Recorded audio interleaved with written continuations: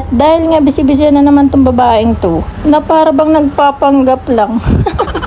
Tag-ulan na naman nga mga mima ko, kaya nga ang sarap talaga magkape sa mga panahon na to. Sa dami nga din talaga ng ginawa, hindi ko na talaga namalayan yung oras. Na para bang wala nang kapagurong tong babaeng to. And sa mga oras na ngayon is talagang nakaramdam na rin ako ng antok. Kaya nga naisipan ko na rin talaga magtimpla ng kape. Buti na nga lang talaga mga mima ko, meron akong ganitong rice cooker from Dreport. Multi-functional rice cooker na nga rin pala to mga mima ko. And may kasama na nga rin talaga siyang stainless steel steamer. So dahil nga sira yung electric kettle namin is nakapag-init nga ako ng tubig gamit tong rice cooker. 1.8 liter large capacity na nga rin to mga mima ko. Yung ganito nga ang panahon talaga yung masarap magkape. Tapos sabayan mo pang manood ng movie. Huy, hindi. Nasa trabaho talaga ang babaeng to. Ayun na nga mga mima ko, after ko nga lang din isa lang yan, is hintayin ko na nga lang din talaga siyang kumulo. At babalik na nga rin ako sa ginagawa ko kasi nga may tinatapos din akong report. So ayun na nga mga mima ko, kung napapansin nyo, wala nga yung kasama ko dito kasi nga nagbakasyon. Sa ngayon nga mga mima ko, mag-isa nga lang din muna akong gumagawa dito sa admin. So ayun na nga mga mima ko, prines ko lang siya para uminit na din. Maya-maya nga din pala niya. Bilis na nga lang din talaga mga mima kong kumulo.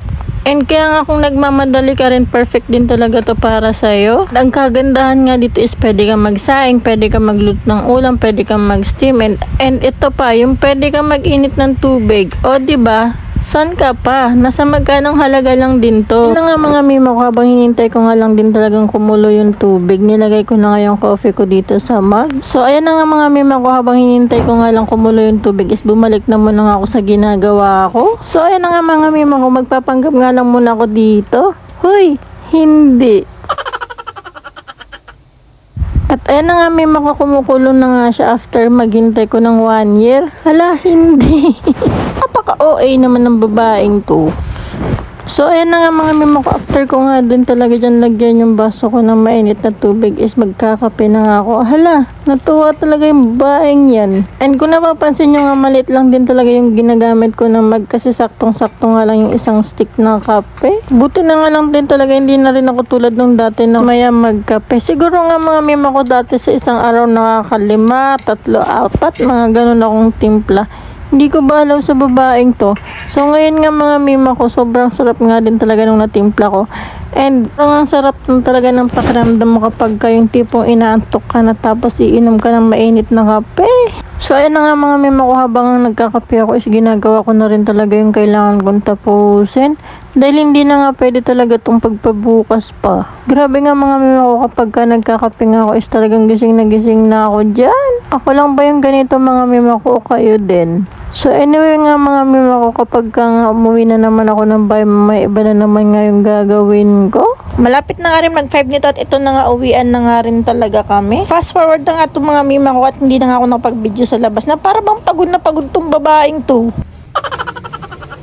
Tapos naalala ko nga pala, may labahin nga pala nag-aantay sa akin. Salit-salitan nga lang din kami maglaban ng asawa ko. Kaya na nga mga mima ko, andito na nga talaga ako sa bahay.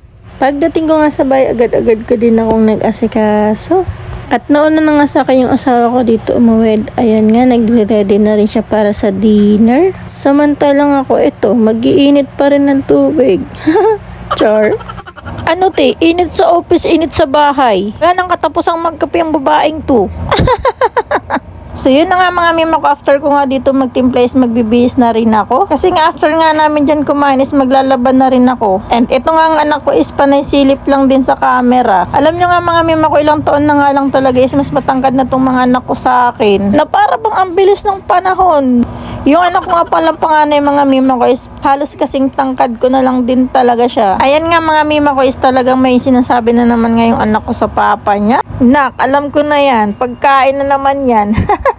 Mga mima ko, dito ka na nga lang din talaga muna tatapusin yung aking vlog. Kasi nga masyado na rin akong pagod. Char. La, hindi. Walang mapapagod sa pamilyang to. Paano nga mga mima ko? Salamat sa panonood.